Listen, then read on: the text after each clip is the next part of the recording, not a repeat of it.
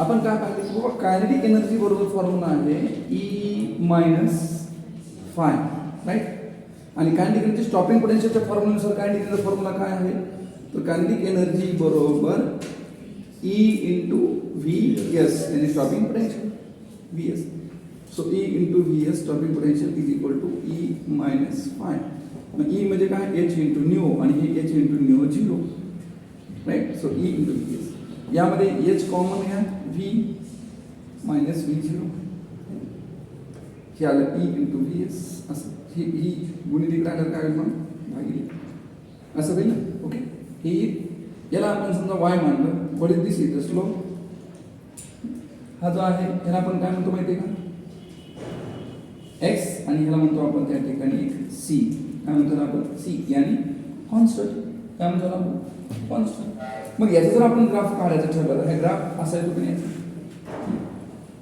ही झाली constant term यानी ह्याला काय म्हणतो आपण न्यू झिरो कॉन्स्टंट. इकडे कोण घेणार, न्यू यानी फ्रिक्वेन्सी. मग कॉन्स्टंटच्या वेळेस जर ही फ्रिक्वेन्सी न्यू झिरो असेल, व्हीची किंमत जर न्यू झिरो एवढी असेल, तर व्ही एस स्टॉपिंग पोटेन्शियल किती येणार, मग झिरो येणार नाही. न्यू जर न्यू वाढलं तर काही ना काही स्टॉपिंग पोटेन्शियल म्हणजे स्टॉपिंग पोटेन्शियल इकडे येणार व्ही एस. यावेळेस स्टॉपिंग पोटेन्शियल किती, झिरो आहे. याच्यानंतर मग मात्र स्टॉपिंग पोटेन्शियल काय होईल, मग वाढत जाईल. स्टॉपिंग पोटेन्शियल काय होईल, मग वाढत जाईल. आणि याच्यात अपोजिट इकडे स्टॉपिंग पोटेन्शियल एक्झिस्ट होत नाही. याच्या पुढे जर फ्रिक्वेन्सी काय एक्झिस्ट होत नाही, कारण याच्या कमी जर फ्रिक्वेन्सी केली तर इलेक्ट्रॉन इमिट होत नाही. इलेक्ट्रॉन कोणा एवढं, इलेक्ट्रॉन केव्हा इमिट होतं, जेव्हा फोटॉनची एनर्जी किंवा फोटॉनची फ्रिक्वेन्सी थ्रुशपेक्षा कशी असते, याच्या कमी जर फ्रिक्वेन्सी झाली फोटॉनची, इलेक्ट्रॉनची इमिट होणार नाही, तर स्टॉपिंग पोटेन्शियलची गरजच नाही. लक्षात, इथं झिरो आणि ते पुढे मग मात्र स्टॉपिंग पोटेन्शियल काय होते, वाढायचे. तर अशा प्रकारे म्हणजे इकडे या ठिकाणी हा जर डॉट लाईन आपण जर घेतला असं खाली कर, तर हे डज नॉट एक्झिस्ट, इकडे एक्झिस्ट होत नाही, डज नॉट एक्झिस्ट. कारण खाली इलेक्ट्रॉन होत नाही कमी फ्रिक्वेन्सीच्या वेळेस. असा ग्राफ स्टॉपिंग पोटेन्शियल आणि फ्रिक्वेन्सी बद्दल. आता हा जर ग्राफ आपण याच्याबद्दल पाहिला तर स्टॉपिंग है ना, potential versus wavelength, stopping potential versus wavelength of photon, incident photon. बस हाच फॉर्म्युला, याच्यामध्ये चेंजेस फक्त वेवलेंथ मध्ये करायचे. E into V S is equal to H. जसं न्यू मध्ये सी आपण काय घेऊ, लॅम्बडा, आणि न्यू झिरो मध्ये काय घेऊ, मग c upon lambda zero. Again ह्याला आपण काय म्हणू, मग एम इंटू एक्स, आणि ह्याला म्हणू सी झिरो वाय. हा भागिले, हा भागिले इकडे काय होईल, मग गुणिले होईल. ओके, एवढाच फरक होईल. म्हणजे असं घेता येईल मग व्ही एस बरोबर s c upon e 1 upon lambda minus s c upon, बघा हा इकडे गुणिले, इकडे ह्याला पण भागिले आणि ह्याला पण भागिले होईल की नाही, इंटू 1 अपॉन लॅम्बडा झिरो. म्हणजे ही झाली कॉन्स्टंट टर्म, हा झाला एक्स आणि हा झाला एम आणि स्लोप वाय बरोबर. लक्षात आहे. मग ग्राफ कसा याचा, तर या प्रकारे ग्राफ येईल. इकडं कोण, स्टॉपिंग पोटेन्शियल वाय आणि स्टॉपिंग पोटेन्शियल स्लोप हे ना. हा काय 1 अपॉन लॅम्बडा, म्हणजे याच्यावर 1 अपॉन लॅम्बडा घ्यायचं, एक्स मध्ये 1 अपॉन लॅम्बडा घ्यायचं, सी मध्ये कॉन्स्टंट, कॉन्स्टंट घ्या 1 अपॉन लॅम्बडा झिरो. तर 1 अपॉन लॅम्बडा झिरो याची किंमत असेल जेव्हा, तेव्हा ही आणि सेम येईल, जेव्हा स्टॉपिंग पोटेन्शियल किती येईल, झिरो. जेव्हा ह्या 1 अपॉन लॅम्बडा झिरोची किंमत वाढत जाईल, तेव्हा मात्र स्टॉपिंग पोटेन्शियल पण काय होत जाईल, वाढत जाईल. इथं लक्षात, अशा प्रकारे आपण तुम्हाला मी सांगितलं 1 अपॉन लॅम्बडाची किंमत, 1 अपॉन लॅम्बडा वाढला तर उलट स्टॉपिंग पोटेन्शियल कमी व्हायला पाहिजे, आणि लॅम्बडा कमी झाला म्हणजे स्टॉपिंग पोटेन्शियल वाढत. लॅम्बडा कमी होणं म्हणजे 1 अपॉन लॅम्बडाची किंमत वाढणं. अशा प्रकारे आपण लक्षात ठेवलं का आपण 1 अपॉन लॅम्बडाचे फ्रिक्वेन्सी यांच्यामध्ये. ठीक आहे, आता याच्यामध्ये एक्झाम्पल बघूया. ठीक आहे, तर बघा आता, in photoelectric emission process from a metal of work function 1.8 electron volt, the kinetic energy of the most energetic electrons is 0.5 electron volt. The corresponding stopping potential is kinetic energy दिली, काय लिहित पहा, the kinetic energy of most energetic electrons. kinetic energy formula काय आहे, E into V stopping potential. kinetic energy formula काय, किती kinetic energy दिली तुम्हाला, 0.5 electron volt. This get sorry this get cancelled. So stopping potential is equal to 0.5 volt. खरं तर negative मायनसमध्ये option असेल ना, स्टॉपिंग पोटेन्शियल निगेटिव्ह असते की नाही, म्हणजे मायनसमध्ये ऑप्शन असेल तर तुम्ही बेस्ट प्रिफरन्स कोणाला द्यायचा? Give the preference to the negative sign. Give the preference first preference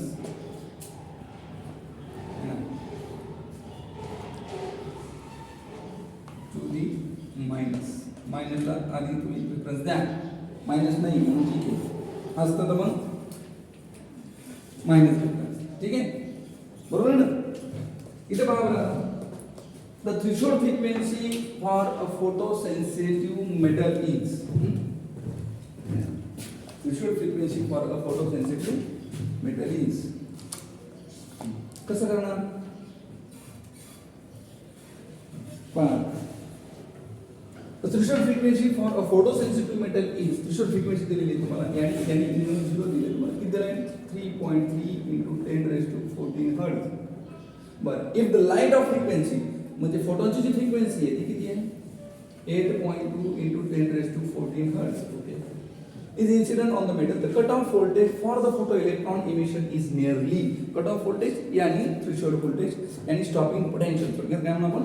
stopping potential. तर किती येणार? तो ई इंटू स्टॉपिंग पोटेन्शियल बरोबर ई मायनस फाय यानी H into new minus H into new 0 into H बाजूला घ्या, न्यू मायनस न्यू 0. एचची किंमत किती सांगितली?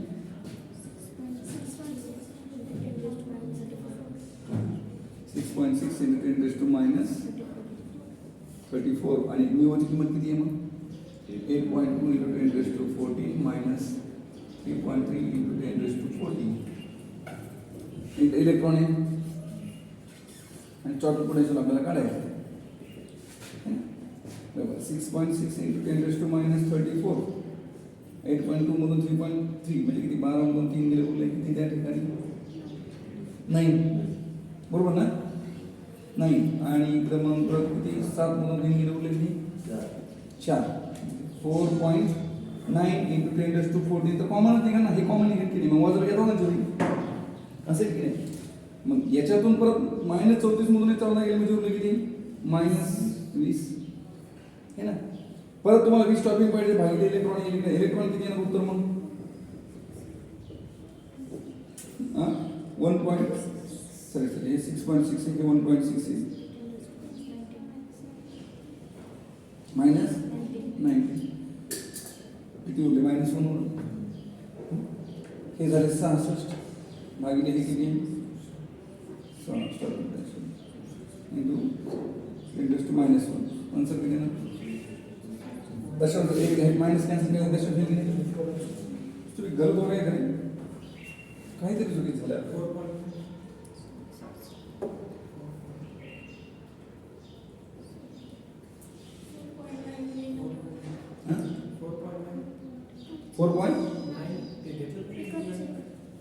हां, हे 4.9 झाले. ओके, तेच म्हटलं काहीतरी रॉंग झालंय. तर हे कोणतं? हे 4.9 राहिले ना सेम. ठीक आहे, तर 4.9 राहिले तर गुणिले बरोबर आहे. आता ओके, हे 16 मग हे 16 भागिले हे 4.9 आहे. तर हे दशांश आपण आता हे -1 दशांश तसं ठेवूया सध्या. काय असेल असं ठेवू. कॅल्क्युलेशन काय? 16 मध्ये 64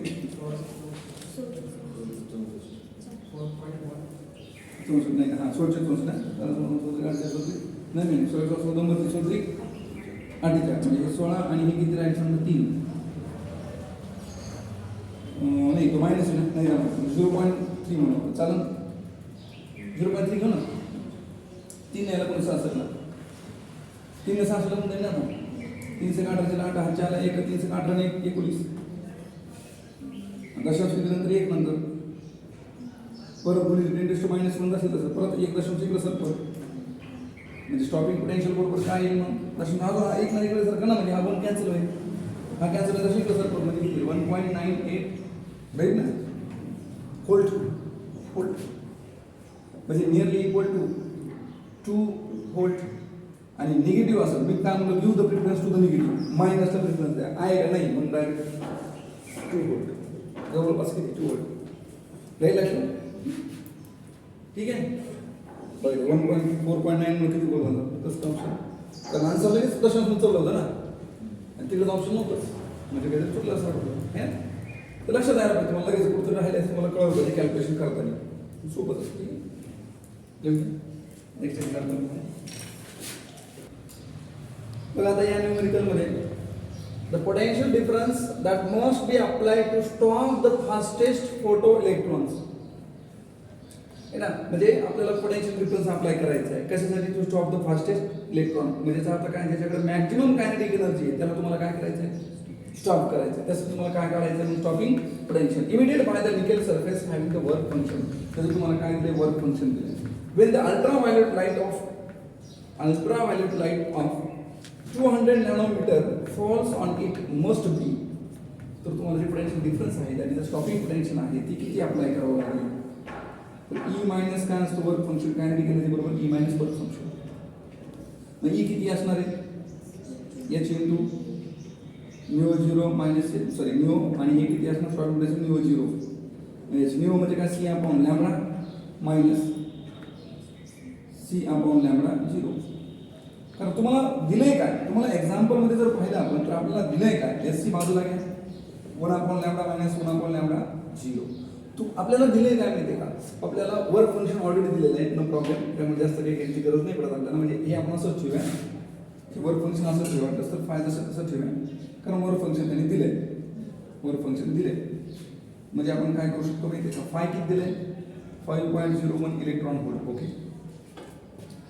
परत आपल्याला अजून काय दिलं त्यांनी, अजून आपल्याला दिले lambda, ultra violet light of 200 nanometre है ना. म्हणजे तुम्हाला काय दिली बरं, लाईटची वेव्हलेंथ दिली लॅम्बडा 200 नॅनोमीटर, यानी 10⁻⁹ मीटर असं दिलं लॅम्बडाचं. एस सी तुम्हाला माहिती, एस सी बरोबर किती घेतलेलं आपण, 12,400 अँगस्ट्रॉम. एस सी अँगस्ट्रॉम मध्ये घेतो, 10⁻⁻10 बस आहे.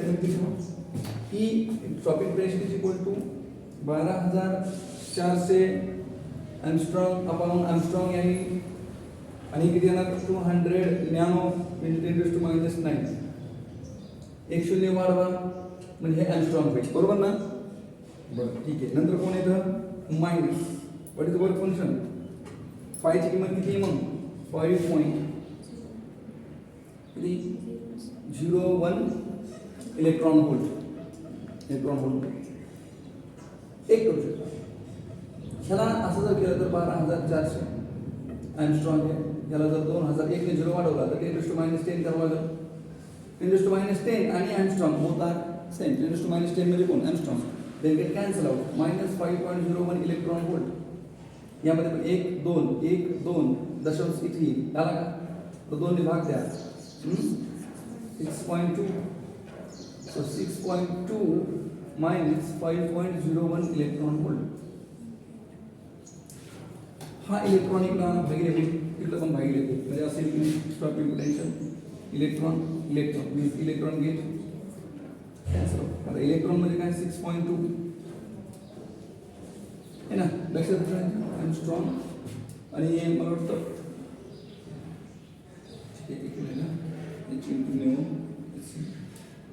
किती यायला पाहिजे बरोबर, 6.2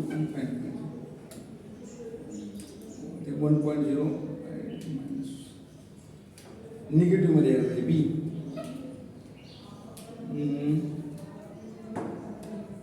अँगस्ट्रॉम इलेक्ट्रॉन व्होल्ट असतं, राईट.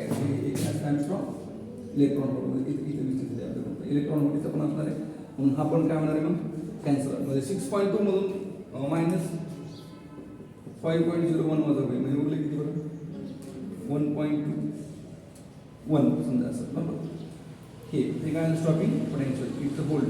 अरे यामध्ये बघा हे अँगस्ट्रॉम इलेक्ट्रॉन व्होल्ट, आपण अँगस्ट्रॉम इलेक्ट्रॉन व्होल्टमध्ये असतं.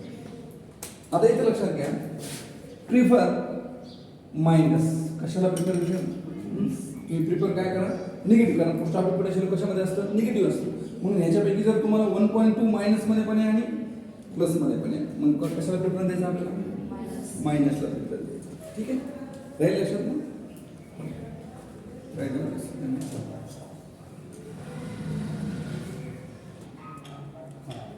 म्हणजे हा मेटॅलिक सरफेस आहे, त्याच्यावर एक लाईट टाकली, तिची वेव्हलेंथ किती आहे? लॅम्बडा आहे. The stopping potential for the photoelectric current for this light is, ह्या लाईटसाठी जे स्टॉपिंग पोटेन्शियल आहे ते किती आहे? 3 volt. If the same surface is illuminated with the light of wavelength 2 lambda, हा सेम सरफेस आहे, ह्याच्यावर लॅम्बडा वेव्हलेंथ किती टाकली माहिती का? 2 लॅम्बडा टाकली. Okay. The stopping potential is V0. जेव्हा वेव्हलेंथ किती आहे? 2 लॅम्बडा, तेव्हा याचं स्टॉपिंग पोटेन्शियल किती आहे?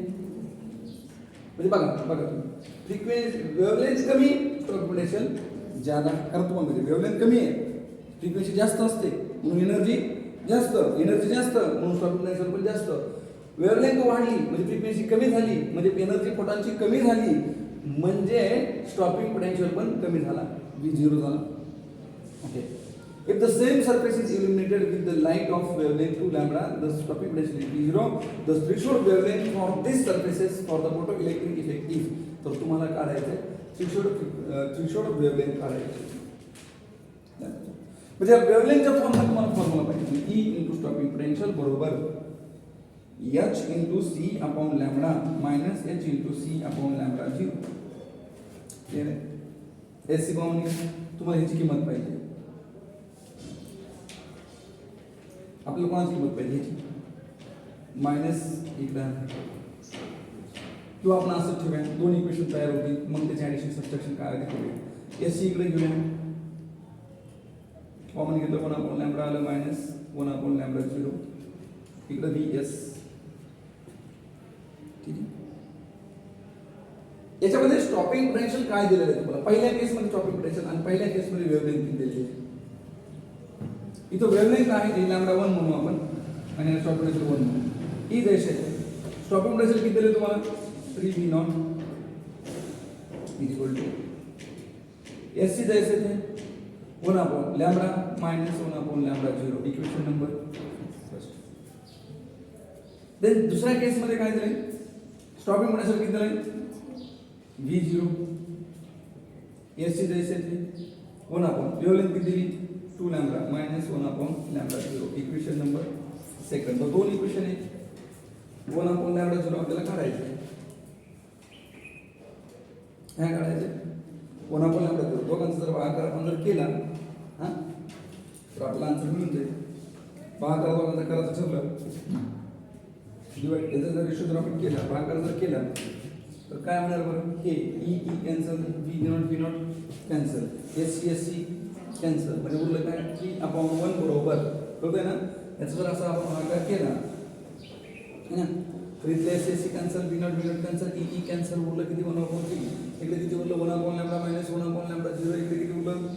1 upon 2 lambda minus 1 upon lambda 0. 1 upon lambda 0, 1 upon lambda 0 cancel होणार.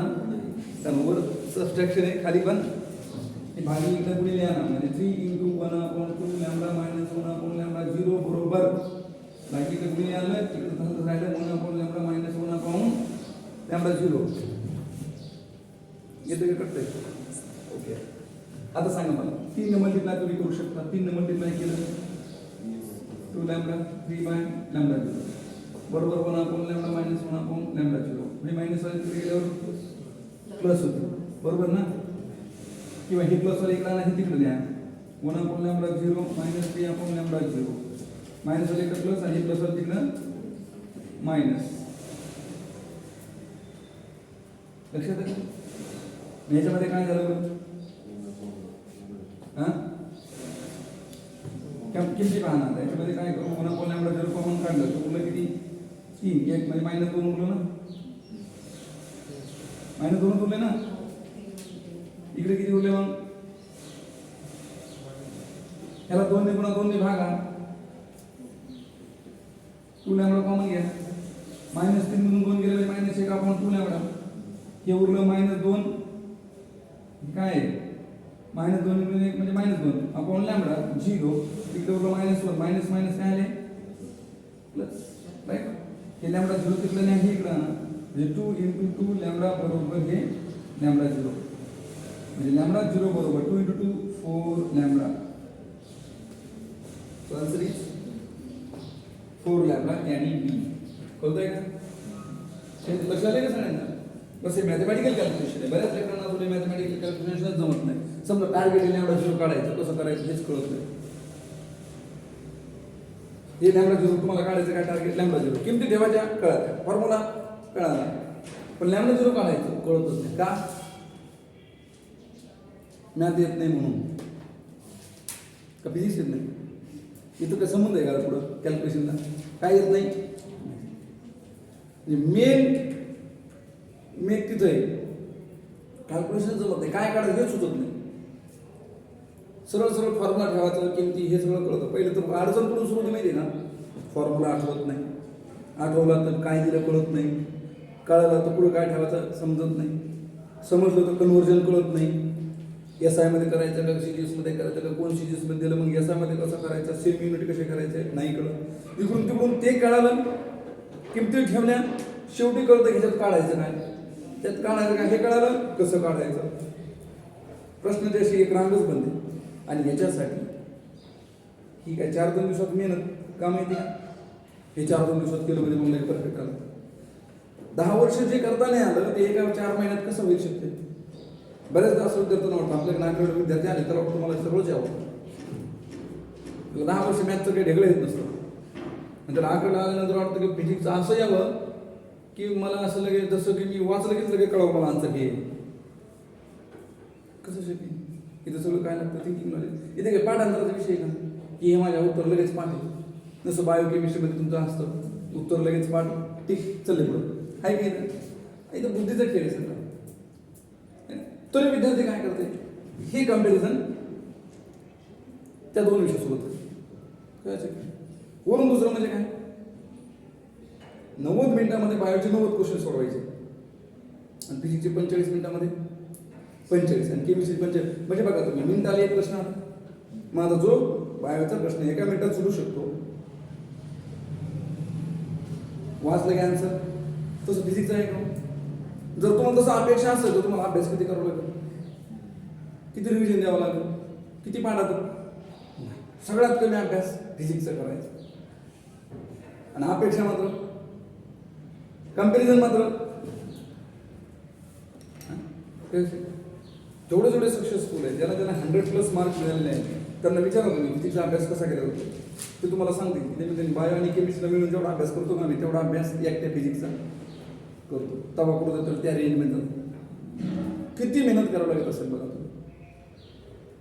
आणि आपण एकालाच रांगतो लोळतो.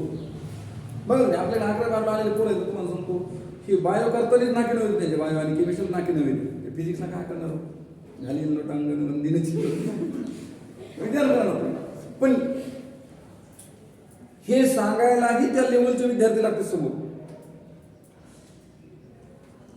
हे सांगायलाही